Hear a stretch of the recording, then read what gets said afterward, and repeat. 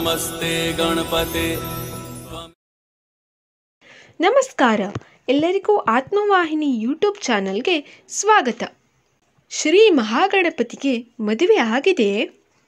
ಗಣಪತಿ ಬ್ರಹ್ಮಚಾರಿ ಎಂದು ಕೆಲವರು ಹೇಳಿದರೆ, ಮತ್ತು ಕೆಲವು ಕಥೆಗಳಲ್ಲಿ ಗಣಪತಿಗೆ ಮದುವೆ ಆಗಿದೆ. ಈ ಎರಡು ವಾದದಲ್ಲಿ ಯಾವುದು ನಿಜ?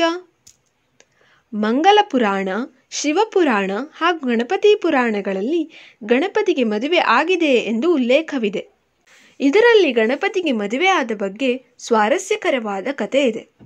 ಗಣಪತಿ ತುಳಸೀದೇವಿ ಮನೆಯ ಮುಂದೆ ಗಾಯತ್ರಿ ಮಂತ್ರ ಹೇಳುತ್ತಾ ಇರುವ ಸಮಯದಲ್ಲಿ ತುಳಸೀದೇವಿ ವಿಷ್ಣು ಪ್ರಾರ್ಥನೆ ಮಾಡುತ್ತಿರುತ್ತಾಳೆ.